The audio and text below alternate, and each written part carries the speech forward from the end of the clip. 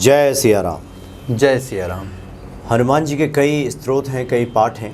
उसी में से एक महत्वपूर्ण पाठ है लांगुलास्त्र शत्रुंजय हनुमत स्तोत्रम। ये बहुत ही महत्वपूर्ण पाठ है और व्यक्ति जब विविध आपदाओं में घिर जाता है, कई तरह की परेशानियां उसे घेर लेती हैं, ज्ञात अज्ञात शत्रुओं का भय जब व्याप्त हो जाता है, तब इस पाठ को किया जाता है।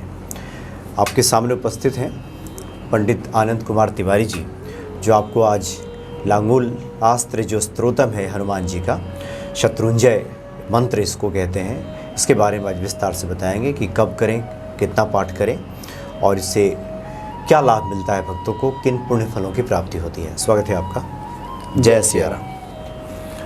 क्या खास बता रहे हैं इस हनुमत स्तोत्रम के बारे में? जी, आज हमने बहुत खास टॉपिक लिया है और मैं आप लोगों को बराबर कुछ ना कुछ नए पाठ के बारे में बताता रहता हूं, ताकि आप उसे करके खुद लाभान्वित हों और आप उसका प्रभाव खुद देखें। और आपके लिए हनुमान जी क्या कर सकते हैं ये आप खुद देखें, उस चीज़ को आप खुद प्रभावित होंगे। जब आप उनके पूजा पाठ को शुरू करेंगे तो आप उसका प्रभाव खुद देखना शुरू कर देंगे। और बहुत सारे ऐसे हमसे लोग जुड़े हैं जो कहते हैं कि हमने हनुमान जी की पूजा की है और हमें काफ़ी लाभ मिला है। हमने इसका प्रमाण भी देखा है और हमारा जो पुराना भी वीडियो था उसमें हमने जो आपको हनुमान जी से संबंधित पूजा पाठ इत्यादि बताया है, उसे भी लोग करके काफ़ी लाभान्वित हो रहे हैं। और आज का हमारा जो टॉपिक होगा वो भी काफ़ी महत्वपूर्ण है और हनुमान जी से संबंधित है। और वो जो हमारा पाठ है वो लांगुलास्त्र शत्रुंजय हनुमत स्तोत्र है। आप इसको अगर डिवाइड करेंगे, अलग अलग संधि विच्छेद अगर आप करते हैं तो यहाँ लिखा है शत्रुंजय, यानी शत्रु पर विजय। ये पाठ ऐसा पाठ है कि अगर हम इस पाठ को करना शुरू करते हैं तो समझिए कि हम शत्रुओं पर विजय पा सकते हैं। और हमारे शत्रु ऐसा नहीं है कि केवल बाहर ही हैं, हमारे अंदर भी कुछ ऐसे शत्रु हैं। अगर हम उस पर ध्यान नहीं देंगे तो समझिए कि आने वाले समय में हम काफ़ी परेशान हो सकते हैं जी। तो हमें इसका विशेष ध्यान रखना है कि हमारे बाहरी शत्रु भी हमसे खुश रहें, हमसे एक प्रेम भाव से मिले, प्रेम भाव से हमारे साथ व्यवहार करें, और जो हमारे अंदर के शत्रु हैं वो भी हमसे पराजय हो जाए। हमें इनका विशेष ध्यान रखना है। तो मैं आपको इसी पाठ के बारे में बताने जा रहा हूँ, हनुमत लांगुलास्त्र शत्रुंजय हनुमत स्तोत्र के बारे में। ये पाठ हमारा जो है ये समझिए कि शत्रुओं पर विजय पाने वाला है। जब हमारे शत्रु, हमारे आसपास के शत्रु या दूर के शत्रु जब हम पे हावी ज़्यादा हो जाते हैं और हमें परेशान करने लगते हैं, तब ये पाठ हमारे लिए काफ़ी महत्वपूर्ण हो जाता है और हम अपने पूजा में इसको शामिल करके हम उनको परास्त कर सकते हैं। अगर कोई बड़ा से बड़ा शत्रु हमारे ऊपर ज़्यादा हावी हो रहा है या किसी प्रकार का कुछ किया कराया भी है हमें, तो समझिए कि अगर हम इसको निरंतर इस पाठ को जारी रखते हैं तो वो भी शत्रु हमसे परास्त हो जाएगा। और हमारे अंदर के जो शत्रु हैं, यानी कि लोभ है, लालच है, ईर्ष्या है, जलन है, द्वेष है, अन्य भी बहुत सारे प्रकार के हमारे अंदर ईर्ष्याएँ होती हैं, वो भी धीरे धीरे समाप्त होनी शुरू हो जाएगी। आपको इस पाठ को कैसे शुरू करना है उसकी हम चर्चा करते हैं। आपको सबसे पहले ये करना है कि आप अपने घर पे भी चाहें तो हनुमान जी की प्रतिमा रख के आप पूजन शुरू कर सकते हैं। और नहीं तो अगर आपके पास कोई आसपास हनुमान मंदिर है तो आप वहाँ जाएं और अपने हिसाब से अपने बैठने का स्थान सेट करें। प्रयास आप करें कि आपका मुख पूर्व की तरफ हो, उत्तर दिशा की तरफ हो, आप वहाँ बैठ जाएँ। आप घर पे कर रहे हैं तो आप आसन बिछाइए वहाँ पे, और एक चमेली के तेल का आपको दिया जलाना है। दिया जलाने के बाद आप वहाँ पंच उपकार विधि से, जैसे आप धूप, दीप, नैवेद्य, जल, उसके बाद फल इत्यादि आप वहाँ पे रख लें। और रखने के बाद आप पहले हनुमान चालीसा का पाठ कर लें। हनुमान चालीसा का पाठ करने के बाद जब आपका ये पाठ कंप्लीट हो जाता है तो फिर आप लांगुलास्त्र शत्रुंजय हनुमत स्तोत्र का पाठ वहाँ पे शुरू करें। आप कम से कम 1, 3, 7, 21, ये पाठ थोड़ा सा बड़ा है और थोड़ा सा कठिन भी है, तो आप कम से कम 1 से शुरू करें। उसके बाद आपका जब सामर्थ्य बढ़ जाता है तो फिर आप इसको धीरे धीरे उस चीज़ को बढ़ाएं, और बढ़ाने के बाद आप अपने सामर्थ्य के हिसाब से आप इसको और ज़्यादा से ज़्यादा करके और लाभान्वित हो सकते हैं। अगर आप घर पे नहीं कर पाते हैं इस पाठ को, आप चाहते हैं कि मंदिर में जाके करें, तो मंदिर पे अगर आप इस पाठ को करते हैं तो थोड़ा सा इसका नियम चेंज करेंगे हम मंदिर पे जाने के बाद। आप मंदिर पे जाइए तो प्रयास ये करिए आपकी मंगलवार या शनिवार का दिन हो, और घर पे भी आपको जो पाठ शुरू करना है वो मंगल और शनिवार के दिन ही शुरू करना है। और मंदिर में भी आप मंगलवार के दिन अगर शुरू करते हैं या शनिवार को शुरू करते हैं तो प्रयास आप ये करें कि हनुमान जी का जो चोला का सेट होता है आप अपने साथ लेके जाएँ।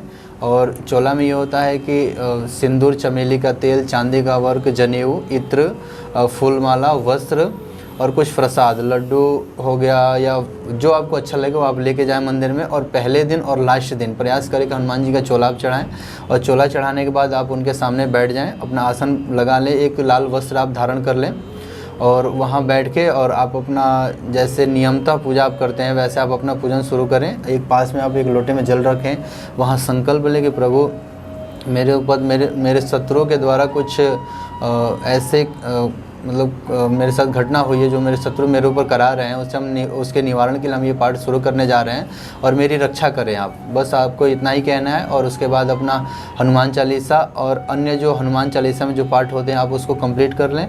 और कंप्लीट करने के बाद वहीं पे आपको एक चमेली का तेल आपको जला लेना है, पहले चमेली का तेल जला के और उसके बाद आप उस लांगुलास शत्रुंजय हनुमत स्त्रोत का आपको पाठ शुरू करना है और वहीं बैठे बैठे आप अपना पाठ शुरू करें और अंत में वहीं आप आरती भी करें। और आरती करने के बाद भगवान से अपना क्षमा प्रार्थना भी कर लें। और ये सब करने के बाद आप वहाँ से उठें और भगवान को अपने मन मस्तिष्क में ध्यान रखते हुए आप अपने घर पे जाएं। देखिए उसके बाद से धीरे धीरे आपके अंदर काफ़ी परिवर्तन होगा और जो आपके बाहरी और आंतरिक शत्रु हैं धीरे धीरे शांत होने शुरू हो जाएंगे। और आपको अपने एक नियम के अनुसार इस पाठ को करना है और आप इस पाठ को प्रयास करें कि जो मंदिर है या जो जहाँ हनुमान जी का प्रांगण है वहाँ पीपल का पेड़ हो। तो अगर पीपल का पेड़ होता है तो बहुत अच्छा रहेगा इस पाठ के लिए, क्योंकि पीपल के पेड़ के नीचे बैठ के अगर हम ये पाठ करते हैं तो ये जल्दी फलदायी होगा और ज़्यादा से ज़्यादा फलदायी हमारे लिए होगा। तो आपको ये प्रयास करना है कि हनुमान जी की जो प्रतिमा हो पीपल के पेड़ के नीचे हो और वहाँ बैठ के पाठ करते हैं तो काफ़ी आपको लाभ मिलेगा। और ये पाठ 1, 3, 7 और 21 पाठ आपको करना है और ये पाठ आपको 48 डेज यानी कि 48 दिन का करना है। आप संकल्प के माध्यम से इस चीज़ को कर सकते हैं या आप अपने हिसाब से अगर रेगुलर करते हैं तो आप रेगुलर करें, नहीं तो एक संकल्प के माध्यम से कम आप इसका 48 दिन का एक अनुष्ठान करें। फिर देखें आपके ऊपर जो भी शत्रु आपके हावी हुए हैं उसका प्रभाव आपके ऊपर बिल्कुल नहीं पड़ेगा। और अगर आप ये जब पाठ शुरू करेंगे तो समझिए कि आपके जो शत्रु हैं उनके मन में कुछ खलबली सी मचने लगेगी, यानी कि वो भी थोड़ा सा परेशान होने लगेंगे। तो जितना हम परेशान होते हैं अगर पाठ शुरू करेंगे तो वो भी वैसे ही परेशान होंगे और धीरे धीरे उससे हम निजात पा जाएंगे। और जो हमारे शत्रु हैं एक समय ऐसा आएगा कि वो हमारे मित्र हो जाएंगे, हमसे आगे गले मिलेंगे और हमसे हाथ मिलाएंगे। इस मंत्र स्रोत का यही प्रभाव है और हमारे लिए काफ़ी लाभदायक भी है और काफ़ी प्रभावी भी है। और आपको जैसे हमने आपके आंतरिक जो शत्रु बताए हैं, ईर्ष्या द्वेष जो भी हमने आपको बताया, लालच बताया है, तो समझिए कि इस पाठ के प्रभाव से हम काफ़ी चमत्कारिक आपको रिजल्ट मिलेंगे। आपने सुंदरकांड में 1-2 प्रसंग देखा होगा, जैसे हम कहते हैं कि हम पूजा पाठ तो करते हैं लेकिन हमारा काम नहीं होता, हमें जल्दी से जल्दी रिजल्ट नहीं मिलता। लेकिन मैं ये कहूँगा कि आप अपने तन से मन से जब कोई पाठ शुरू करेंगे तो निश्चित रूप से आपको लाभ मिलेगा। अगर आप अपने मन से तन से नहीं करते हैं तो समझिए कि उसका कोई रिजल्ट नहीं मिलने वाला। आप भगवान के सामने जो पूजा पाठ कर रहे हैं तो एक ऐसा होता है कि हमें समय से कोई रिजल्ट नहीं मिला या समय से पहले ही कोई रिजल्ट मिल गया। कोई हमें फ़ोन करके बताते हैं कि हमने कोई पाठ शुरू किया था तो हमें उसका रिजल्ट 5 से 7 दिन के अंदर मिल गया, 10 दिन के अंदर मिल गया। कोई कहते हैं कि हमारा पाठ 1.5 महीना हो गया, 2 महीना हो गया और हमें उसका रिजल्ट नहीं मिला। तो मैं बताना चाहूँगा कि इसमें कुछ हमारे पाठ में कमियाँ रह जाती हैं जिसकी हम पूर्ति नहीं कर पाते या अभाववश हम उस चीज़ को नहीं कर पाते हैं। तो हमें प्रयास करना है कि जो हमारे पूजा पाठ का नियम है उसको हम ज़्यादा से ज़्यादा फॉलो करें, ब्रह्मचर्य का पालन करें, साथ साथ हमारा जो ये नशा से संबंधित पदार्थ है उससे हम दूर रहें, नॉन वेज से हम ज़्यादा से ज़्यादा दूर रहें, हम घर का शुद्ध सात्विक भोजन ग्रहण करें। तो इससे हमारा जो पाठ होता है वो काफ़ी फलित होता है, इसके फल का जो चांस होता है वो बहुत ज़्यादा से ज़्यादा बढ़ जाता है। तो हमें ये प्रयास करना चाहिए कि हमारा जो नियम है हम अपने ब्रह्मचर्य का नियम का पालन करें और फिर देखें उसका रिजल्ट हमें क्यों नहीं मिलता है। सुंदरकांड में एक प्रसंग आया है, कहा हनुमंत विपत्ति प्रभु सोई, जब तब सुमिरन भजन न होई।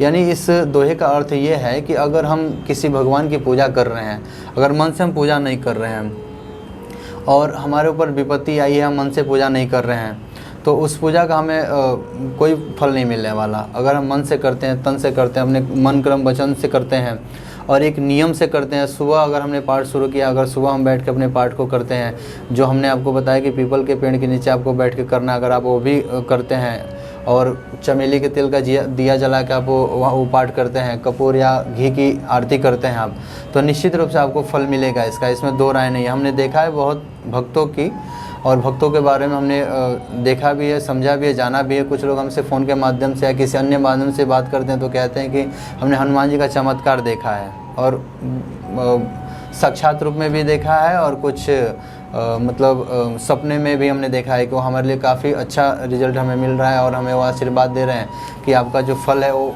फलित हो रहा है। तो हमें इसका ध्यान रखना है कि हम अपने पूजा पाठ को बढ़िया से बढ़िया करें ताकि हमारा रिजल्ट अच्छा से अच्छा मिले। जी जी।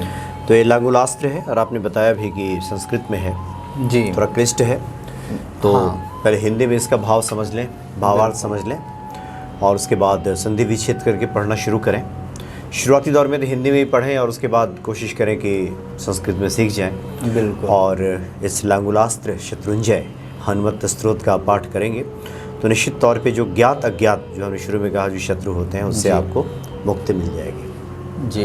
अन्य भी तरीके से अगर हम बात करें तो हम देखे हैं कि हमारे जो क्लाइंट है कुछ हमसे बात करते हैं, तो हमारे पूजा पाठ से भी काफ़ी प्रभावित हैं। हम उनको बताते हैं कि आप ये वाला पाठ कीजिए, वो वाला पाठ कीजिए, तो लोग करते हैं तो उनको लाभ मिलता है। तो अगर आप भी इस पाठ को या कोई भी पुराना पाठ को आप लेके एक निरंतर कोई पाठ अपना शुरू करते हैं तो आपको उसमें लाभ जरूर मिलता है, और निश्चित रूप से मिलता है। आपने सुंदरकांड में एक दोहा देखा होगा, सुना होगा, उसमें जब विभीषण जी आके राम जी से मिलते हैं, उसी समय का ये प्रसंग है कि जो संपत्ति शिव रावण ही दिन ही दिए 10 मात, सोई संपदा विभीषण ही सकुचे दिन ही रघुनाथ। यानी कि इस दोहे का अर्थ ये है कि शिव जी ने जो वरदान दिया था, जो संपत्ति रावण को दिया था, और रावण ने 10 मात शंकर जी को भेंट कर दिया था, तब जाकर वो संपत्ति उनको मिली थी। लेकिन हनुमान जी के प्रभाव के चलते, हनुमान जी के संगत के चलते, हनुमान जी के साथ के चलते वही संपदा, वही संपत्ति राम जी ने बिल्कुल निसंकोच विभीषण को सौंप दिया। ऐसा क्यों? क्योंकि विभीषण के अंदर जो हनुमान जी के प्रति इच्छा थी, भाव था, एक प्रेम था, उसके चलते ऐसा उनके साथ हुआ। यानी कि अगर हमारा अच्छा भाव भगवान के साथ है, हम उनको ध्यान बढ़िया से लगा के उनका पूजा पाठ कर रहे हैं तो उसका रिजल्ट हमें ज़रूर मिलेगा। अगर हम ध्यान लगा के उस पाठ को नहीं कर रहे हैं, 4-4 घंटा बैठ के उस पाठ को कर रहे हैं, ध्यान हमारा कहीं और है, मन कहीं हमारा और है, तो उसका हमें रिजल्ट बिल्कुल नहीं मिलेगा। तो हमें प्रयास ये करना है कि हमारा मन ज़्यादा से ज़्यादा हमारा पूजा पाठ में रहे, और उसका आप रिजल्ट देखेंगे तो बहुत जल्द आपका पॉजिटिव रिजल्ट मिलना शुरू हो जाएगा। ये पाठ आप 1, 3, 7 और 21 पाठ के माध्यम से कर सकते हैं, और प्रयास आप ये करें कि इसको 48 दिन आपको करना है, 48 डेज करना है। फिर आप इसके अंदर देखिए आपके जो भी शत्रु हैं, अगर परास्त ना हो तो आप हमें बता सकते हैं, और निश्चित रूप से वो आपसे परास्त होंगे, और आपके मित्र हो जाएंगे, आपके कुशल क्षेम हो जाएंगे, आपसे कुशल पूछने वाले हो जाएंगे, आपके मित्र बन जाएंगे। ऐसा बिल्कुल होगा, शत्रुता का भाव छोड़ देंगे। जी। बहुत बहुत धन्यवाद पंडित जी। जय सिया राम।